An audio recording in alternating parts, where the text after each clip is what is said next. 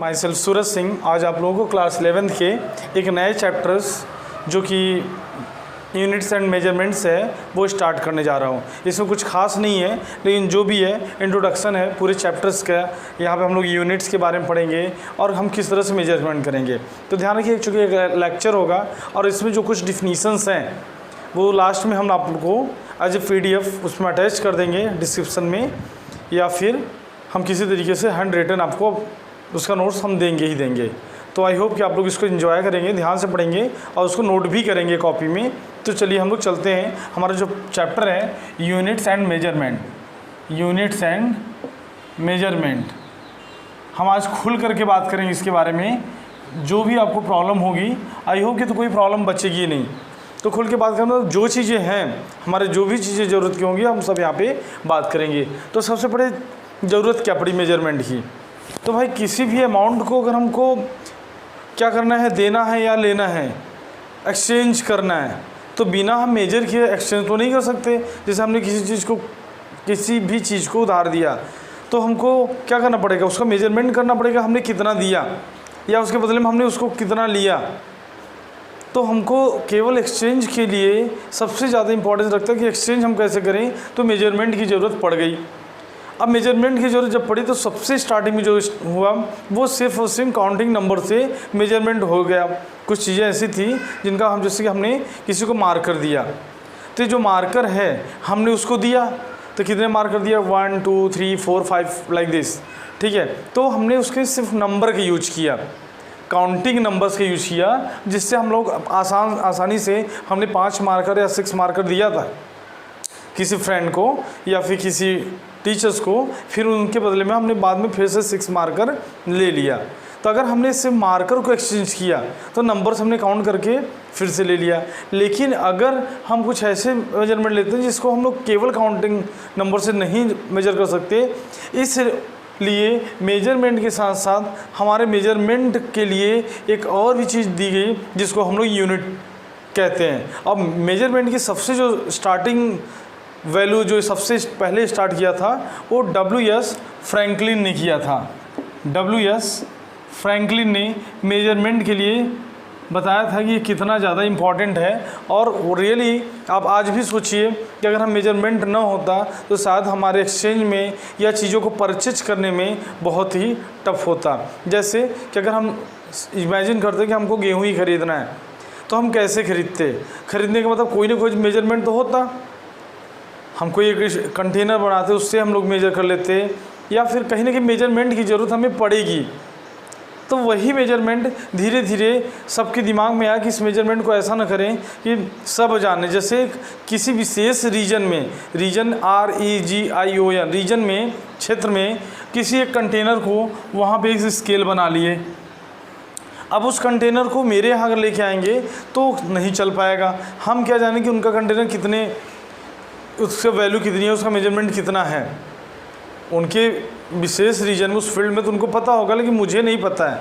तो हमको पता हो, इसके लिए हम एक ओवरऑल मतलब एक ऐसा सिस्टम बनाएंगे जिससे कि हमें जानेंगे कि इस मेजरमेंट को हर जगह हम यूज कर सकें। तो हमारा पहला चैप्टर जो है यूनिट्स एंड मेजरमेंट, हम लोग यही पढ़ेंगे और बहुत कुछ खास नहीं पढ़ेंगे। लेकिन इस मेजरमेंट में सबसे पहले हम लोग पढ़ेंगे कि मेजर करने के लिए हमको एटलीस्ट 2 चीज़ों की ज़रूरत होती है।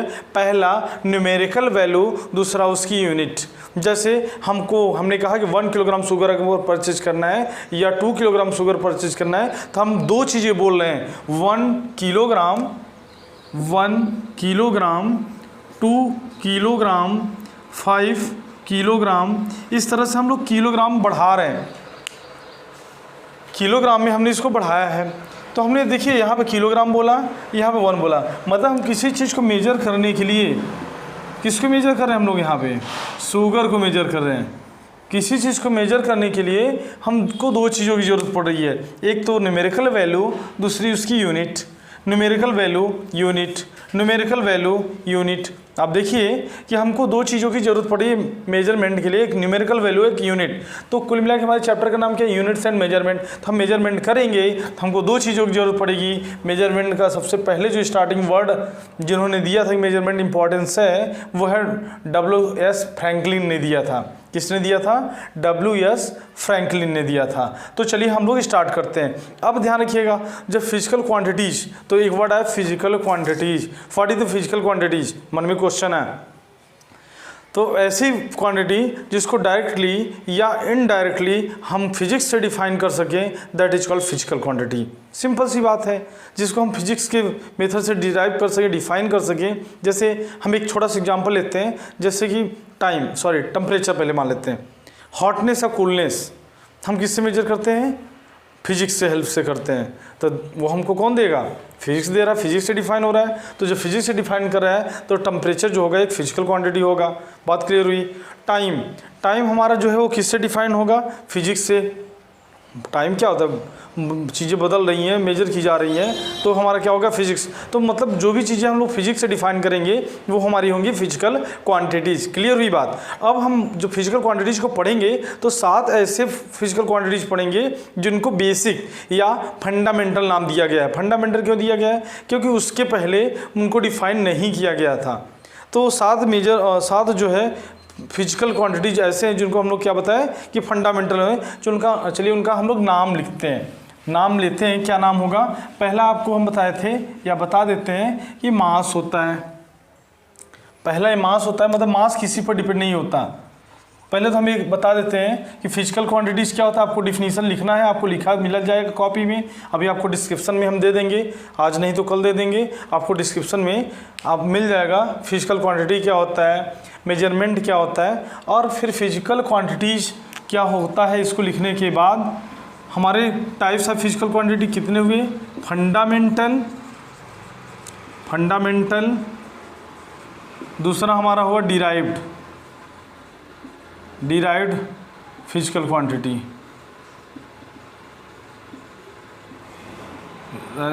क्वांटिटी, ये डिराइव्ड हो गया और ये फंडामेंटल हो गया। अब फंडामेंटल में क्या होता है कि जिसको हमने क्या कहा कि जो इनिशियल स्टेट में निकाला गया हो, फिजिक्स के डिफिनीशन के द्वारा पहले ही निकाल दिया गया हो, that is called fundamental physical quantity. अब ये कितने होते हैं? 7 होते हैं। और इसके कितने होते? बहुत होते हैं। इनका नाम हम नहीं बताएंगे, कुछ एग्जाम्पल देंगे, लेकिन यहाँ पे हम 7 के नेम लिखेंगे। तो चलिए हम लोग नेम लिखते हैं 1 2 3 4 5 6 एंड 7। चलिए पहला हो गया मास। मास हमारा क्या हो गया? Fundamental physical quantity. फिर लेंथ या डिस्टेंस, थर्ड हमारा हो गया टाइम। फोर्थ हमारा हो जाएगा करंट, जो आप लोग क्लास 10 में पढ़े हैं। टेम्परेचर, नेक्स्ट हमारा क्या हो जाएगा? टेम्परेचर। फिर हमारा जो नेक्स्ट होगा वो होगा अमाउंट ऑफ सब्सटेंस, चाहे इसको हम साथ में करते हैं, इंटेंसिटी ऑफ लाइट कर देते हैं पहले, इंटेंसिटी ऑफ लाइट। और फिर हमारा आता है अमाउंट ऑफ सब्सटेंस।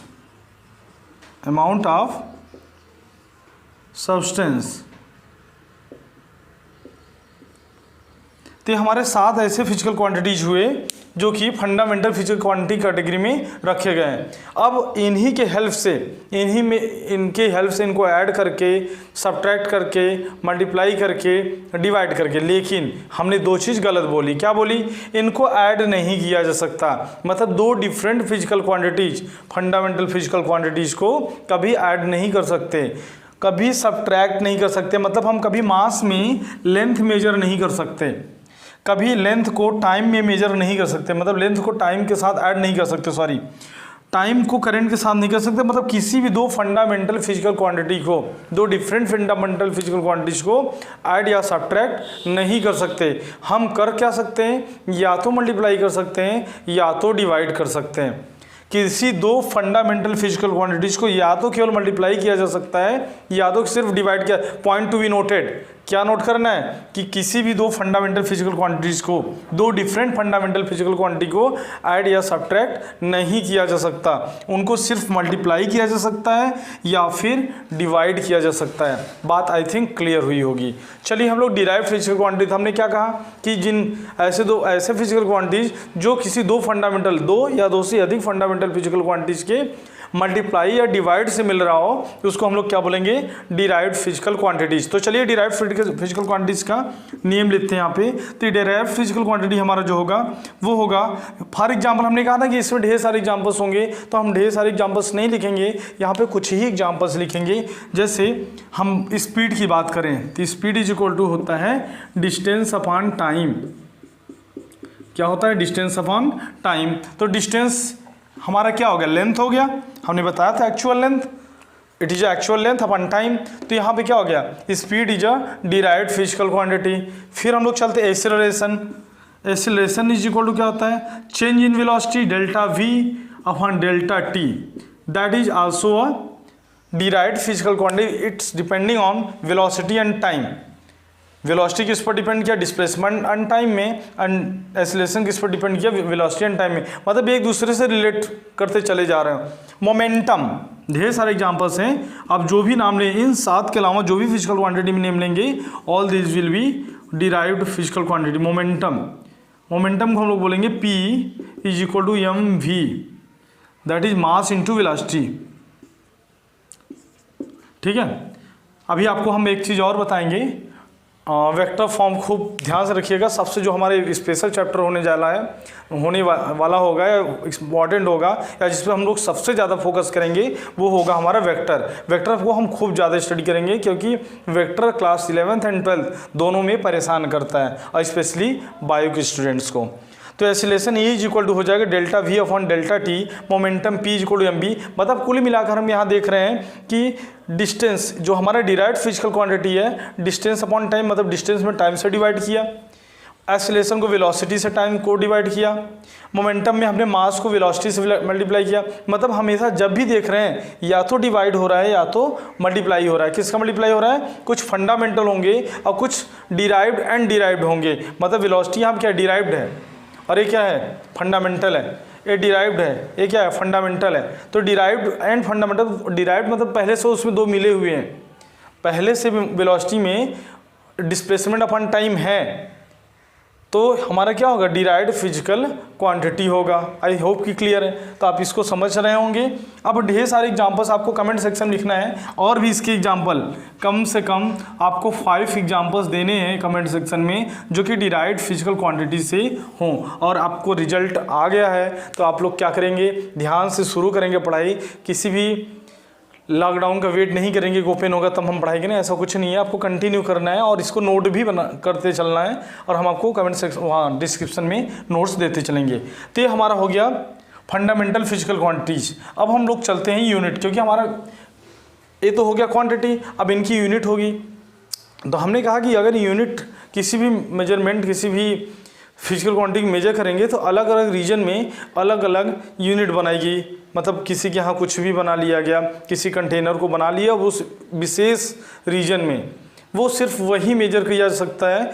हमारे यहाँ अलग अलग रीजन में अलग अलग हुआ करता था।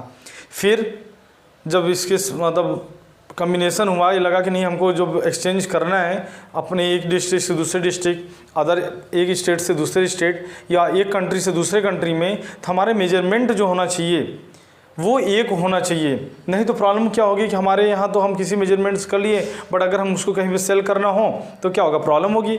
हमारे मेजरमेंट को तो मानेंगे नहीं, वो जानेंगे नहीं वो आपका मेजरमेंट कितने का है। तो इसीलिए एक ऐसी यूनिट बनाई गई जिससे कि पूरे village, district, state, country and पूरे वर्ल्ड में उसको जाना जा सके कि ये वन मेजरमेंट जो भी हमने बनाया हुआ है वो कितने का है, और उसको एक्सचेंज करने में हमारे लिए आसानी हो। तो चलिए हम लोग समझते हैं और ऐसे ही कुछ यूनिट्स के नेम पढ़ेंगे। तो सबसे पहले हम किसका नेम यूनिट पढ़ेंगे, हम लोग यहाँ पे पढ़ेंगे फंडामेंटल, क्योंकि फंडामेंटल का निकल जाएगा तो आपको बाकी के निकालना बहुत ही आसान होगा। तो चलिए समझते हैं। फंडामेंटल फिजिकल क्वांटिटी में पहला हो गया मास। तो ध्यान रखिए जो मास को मेजर किया गया वो मिलीग्राम, सेंटीग्राम, डेसीग्राम, ग्राम, डेकाग्राम, हेक्टोग्राम, किलोग्राम। उसके बाद फिर आपको जानते हैं कि क्विंटल भी मेजर करते हैं, टन भी मेजर करते हैं, और आगे भी इस तरह से हम लोग करेंगे, अभी और भी पढ़ेंगे। तो इसको ग्राम में भी मेजर किया गया मेनली, मिलीग्राम में भी आप लोग मेडिसिन परचेज किया जाते हैं तो mg में मिलता है, ग्राम, किलोग्राम या इस तरह की यूनिट्स इसमें बनाई गई, और वो पूरे कंट्री में इसको जाना जाता है, इवन कि वर्ल्ड में भी जाना जा सकता है। फिर आता है लेंथ को किस में मेजर करते हैं, सेंटीमीटर, मीटर, किलोमीटर, या फिर अभी हम लोग एक पढ़ेंगे लाइट ईयर। अभी आप दिमाग में रखिएगा, light year is the unit of distance, एक डिस्टेंस की यूनिट होती है, ठीक है। एस्ट्रोनॉमिकल डिस्टेंस मेजर करते हैं लाइट ईयर एंड पारसेक। तो लेंथ को हम लोग सेंटीमीटर, मिलीमीटर, सेंटीमीटर या metre, decimetre, decametre, kilometre, whatever बहुत से होते हैं, हम लोग लगभग इसमें मेजर करेंगे। फिर टाइम को हम लोग सेकेंड, मिनट एंड आवर में मेजर करते हैं। सेकेंड में भी करते हैं, मिनट में भी करते हैं और आवर में भी मेजर करते हैं। टेम्परेचर हमारा जो होता है वो अभी करंट है, करंट जिसको हम लोग यहाँ थोड़ा सा क्लीन कर देते हैं, फिर से लिख देंगे। आप लोग नेम नोट कर लिए होंगे। चलिए हम लोग करंट के लिए देखते हैं। करंट को हम लोग एम्पियर से मेजर करते हैं, वैसे कूलम पर सेकेंड या इसको एम्पियर बोलते हैं। ध्यान रखिए इसकी 2 यूनिट क्यों हैं वो भी एक्सप्लेन किया जाएगा। फिर हमारा नेक्स्ट था 1 2 3 4 5 इंटेंसिटी ऑफ लाइट।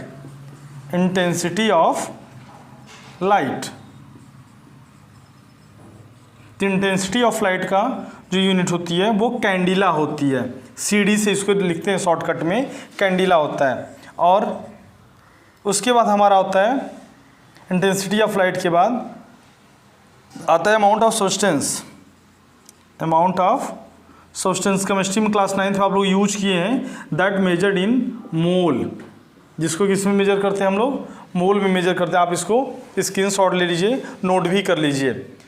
देखिए हमारा टेम्परेचर का जो है वो होगा, हमारे कुछ यूनिट्स होते हैं, उसमें यूनिट होंगे degree centigrade, kelvin and degree Fahrenheit.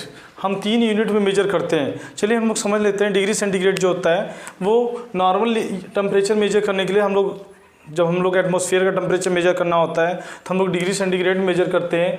Water जब बॉयल करता है, फिर किसी बॉइलिंग पॉइंट या मेल्टिंग पॉइंट, आइस का अगर हम टेम्परेचर मेजर करते हैं तो डिग्री सेंटीग्रेड में मेजर करते हैं। लेकिन जो हमारे MKS में यूज़ किया जाता है, जो MKS सिस्टम या SI यूनिट में टेम्परेचर यूज किया जाता है वो केल्विन में यूज किया जाता है। और फिजिक्स में ज़्यादातर हम लोग केल्विन को ही यूज करेंगे, बट कहीं ना कहीं डिग्री सेंटीग्रेड भी यूज करते हैं।